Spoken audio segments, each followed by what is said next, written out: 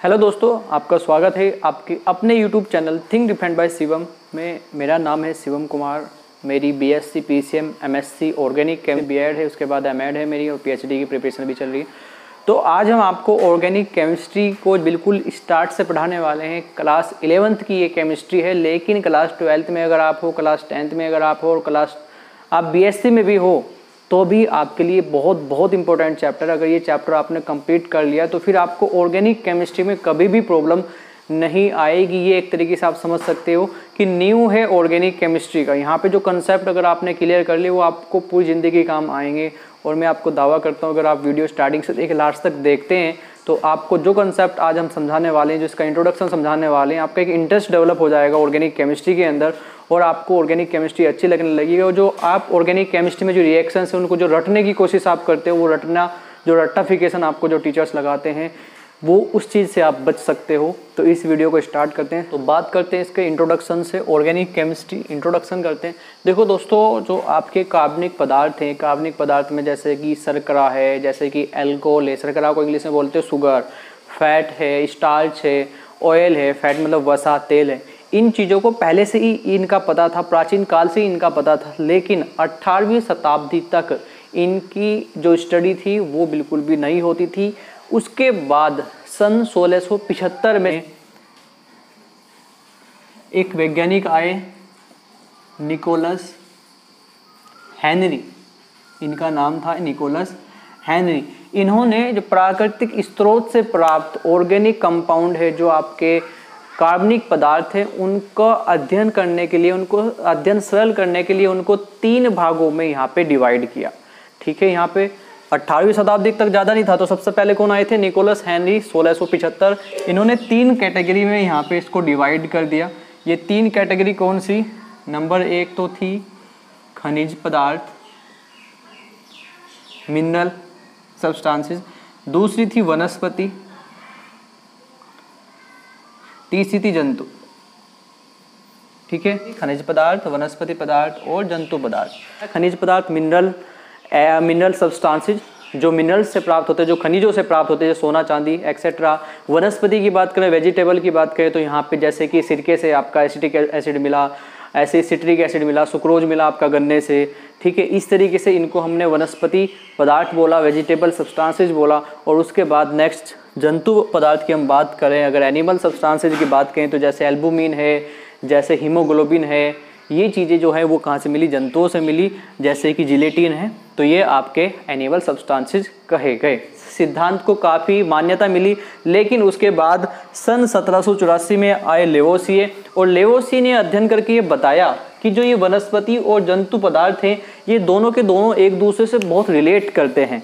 क्या किया इन्होंने कहा कि जो वनस्पति, वेजिटेबल सब्सटेंसेज और एनिमल सब्सटेंसेज हैं ये दोनों एक दूसरे से रिलेट करते हैं। तो इन्होंने फर्दर इसको डिवाइड कर दिया सिर्फ 2 कैटेगरीज में। एक कैटेगरी जो जीवधारियों से प्राप्त पदार्थ थे, जो लिविंग थिंग्स से आपको प्राप्त होते थे ऐसे पदार्थ, और दूसरी कैटेगरी इन्होंने बनाई जो जीवधारियों से नहीं मिलते थे। तो लेवोसिए ने 2 कैटेगरी कौन सी बनाई? नंबर 1 जो जंतु या वनस्पति जीवधारियाँ जो थिंग्स हैं उनसे जो प्राप्त होते थे, और दूसरी कैटेगरी इन्होंने क्या बनाई? जो जीवधारियों से प्राप्त नहीं होते थे। जो जीवधारियों से पदार्थ प्राप्त होते थे उसको क्या कहा गया? कार्बनिक पदार्थ। उसको क्या कहा गया? कार्बनिक पदार्थ। और जो प्राप्त नहीं होते थे उनको क्या कहा गया? अकार्बनिक पदार्थ। अकार्बनिक पदार्थ। अब दोस्तों यहाँ पे देखो, पहले तो मैं माफ़ी चाहता हूँ कि अब इस वीडियो को रात को मैं शूट कर रहा हूँ। दिन में कुछ प्रॉब्लम हो गई थी। अब ये रात को है तो 2-3 लाइट मुझे करनी पड़ती है, तो थोड़ी आपको प्रॉब्लम आएगी इस साइड में। लेकिन ज़्यादा कुछ नहीं करना, आपको समझना है, सुनना है। जब आप सुनोगे अच्छे से तो आपको बहुत अच्छे से समझ में आ जाएगा। अब यहाँ पे बात करते हैं कि लेवोसिए ने क्या किया। लेवोसिए ने 2 भागों में बांट दिया। एक कहा कि जो जीवधारियों से प्राप्त यौगिक हैं उनको उन्होंने कहा कार्बनिक पदार्थ, और जो जीवधारियों से अतिरिक्त स्रोत से प्राप्त होने वाले यौगिकों को उसने कहा अकार्बनिक पदार्थ। तो कार्बनिक पदार्थ और अकार्बनिक पदार्थ का आपको बहुत अच्छे से पता लग गया होगा। कार्बनिक पदार्थ कौन से?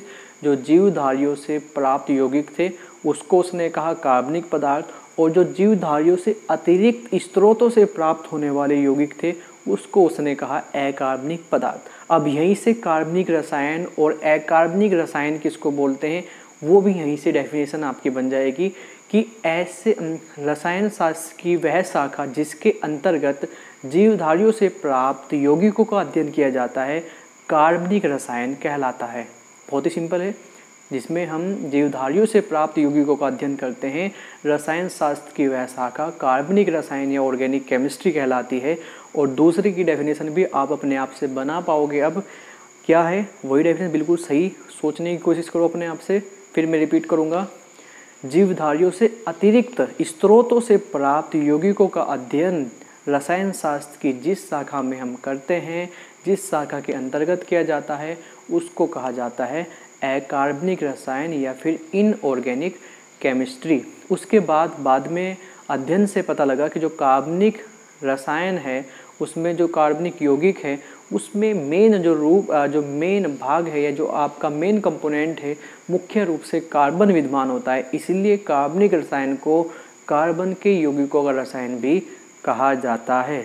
तो अगर आपसे कोई पूछता है कि कार्बनिक यौगिक को जो कार्बनिक रसायन है ऑर्गेनिक केमिस्ट्री है उसको कार्बन के यौगिकों का रसायन क्यों कहा जाता है, क्योंकि जो कार्बनिक रसायन उसमें हम कार्बनिक यौगिकों का अध्ययन करते हैं जिसके अंदर क्या है जीवधारियों से प्राप्त यौगिक हैं और जो कार्बनिक यौगिक है उसमें मुख्य रूप से कार्बन विद्यमान रहता है। इसीलिए हम इस विज्ञान को, इस केमिस्ट्री को क्या बोलते हैं, ऑर्गेनिक केमिस्ट्री। और उसके साथ साथ दूसरा नाम क्या दे दिया, कार्बन के यौगिकों का रसायन। तो दोस्तों उसके बाद में जब कार्बनिक यौगिक और अकार्बनिक यौगिक के बारे में फर्दर स्टडी की गई तो पाया कि इनके जो गुण है उसमें बहुत ज़्यादा विभिन्नताएं पाई गई और जो कार्बनिक यौगिक हैं वो अकार्बनिक यौगिकों के साथ में या तो बिल्कुल रिएक्शन करते ही नहीं, अगर रिएक्शन करते भी हैं तो बहुत ही धीरे धीरे करते हैं।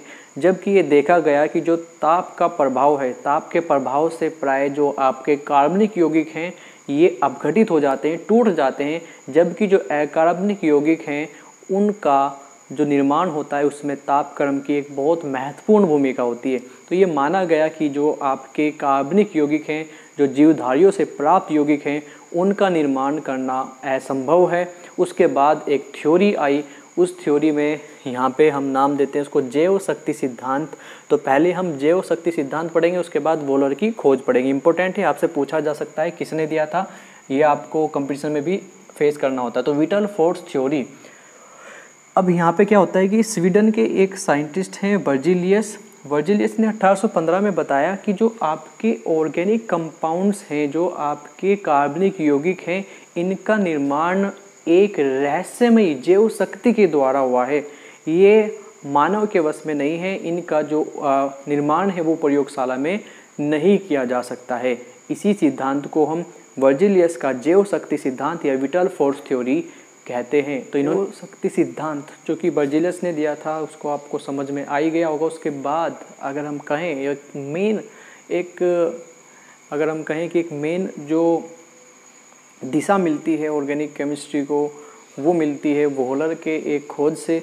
अगर आपसे पूछा जाए कि सबसे पहला यौगिक कौन सा था जो और वो किसने खोजा था तो उसका आंसर अब आपको मिलने वाला है। ये जो वीडियो है ये वीडियो उन लोगों के लिए भी बहुत अच्छी है जो कंपटीशन की तैयारी करते हैं, जो जीएस पढ़ते हैं। तो साइंस में, केमिस्ट्री में ये बहुत ही इंपॉर्टेंट चीज़ें हैं। अब बात करते हैं वोहलर की खोज और जैव शक्ति सिद्धांत का अंत। जैव शक्ति सिद्धांत आपको समझ में आ गया। जैव शक्ति सिद्धांत क्या था कि वर्जिलियस ने बताया कि जो ये ऑर्गेनिक कंपाउंड है, ये जो आपके कार्बनिक यौगिक हैं, ये इनके पीछे एक रहस्यमय जैव शक्ति कार्य करती है और ये मानव के बस में नहीं है, ये जीवधारियों के अंदर ही कार्य करती है। इसीलिए इसको प्रयोगशाला में नहीं बनाया जा सकता। इस प्रस्ताव को नाम दिया गया जैव शक्ति सिद्धांत। उसके बाद वोहलर जो कि एक युवा रसायनज्ञ थे जर्मनी के, फ्रेडरिच वोहलर, सन 1818 में यूरिया जो कि स्तनधारियों और जीवधारियों के यूरिन से प्राप्त होता था उसको प्रयोगशाला में बनाकर दिखाया। तो सबसे पहला कंपाउंड कौन सा बना था ऑर्गेनिक कंपाउंड? यूरिया। किसने बनाया था? वोहलर ने। कब बनाया था? 1818 में। वोलर कहाँ के थे? जर्मनी के। पूरा नाम फ्रेडरिच वोलर। तो जो वोलर थे उन्होंने रिएक्शन की, किस किस की रिएक्शन की? जो आपका यूरिया है, जो कि जीवधारियाँ और जो जीवधारी होते हैं, जो लिविंग थिंग्स हैं, और जो स्तनधारी, इनके यूरिन से, इनके मूत्र से प्राप्त होता है यूरिया। तो उस यूरिया को इन्होंने कहाँ पे बनाया? इन्होंने प्रयोगशाला में बनाया। क्या कौन सी रिएक्शन यूज की? तो रिएक्शन थी किस किस की? अमोनियम सल्फेट, NH4 का ट्वाइस SO4 अमोनियम सल्फेट, और पोटेशियम साइनेट की इन्होंने रिएक्शन कराई।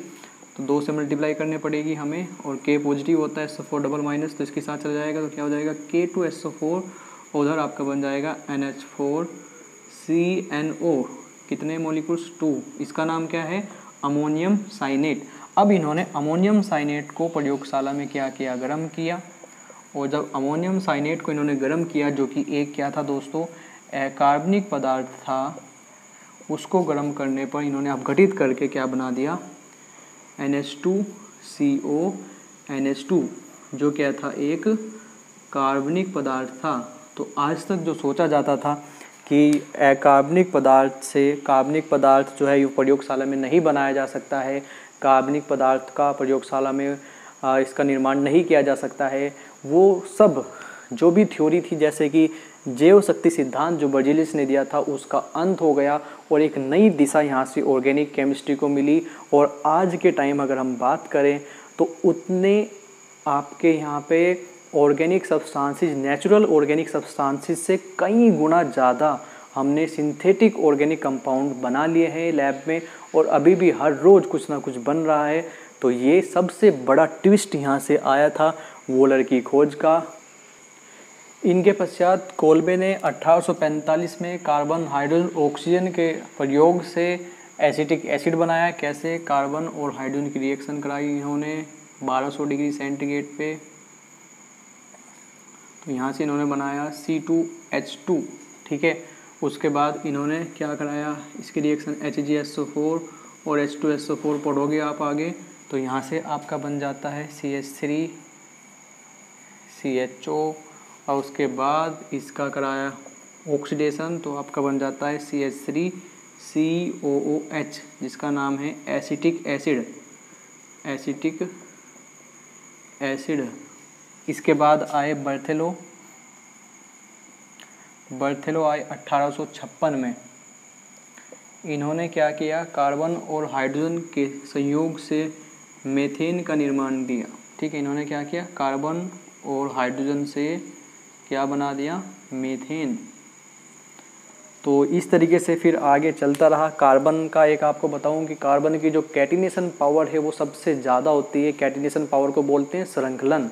श्रृंखलन का मतलब होता है कि कार्बन दूसरे तत्वों से और अपने ही दूसरे जो परमाणु हैं, तत्व हैं, उनसे बहुत ज़्यादा क्या करता है? मित्रता दिखाता है, उनके साथ में सहसंयोजक बंध बनाता है। सहसंयोजक बंध आपने पढ़ा होगा, जहाँ पे समान इलेक्ट्रॉनों की साझेदारी की जाती है। तो कैटिनेशन पावर के बारे में हम पढ़ने वाले हैं। उसके बाद नेक्स्ट वीडियो हमारा आएगा जिसमें हम वर्गीकरण पढ़ेंगे। इसके बाद के जो टॉपिक्स हैं उनको पढ़ने वाले हैं। यहाँ तक अगर आपका कोई भी टॉपिक ऐसा आपको लगा हो इसमें जो आपको नहीं समझ में आया है तो नीचे कमेंट करें। और एक छोटी सी विनती है कि वीडियो को अपने दोस्तों में शेयर करें और वीडियो को लाइक करें। चैनल पर नए हैं तो चैनल को सब्सक्राइब करके बेल आइकन को दबा के ऑल नोटिफिकेशन को ऑन कर लेना, ताकि आपके पास मेरी जो वीडियोज़ है उनका नोटिफिकेशन सबसे पहले पहुंच सके। थैंक यू फ्रेंड्स, मिलते हैं नई वीडियो में, तब तक के लिए नमस्कार।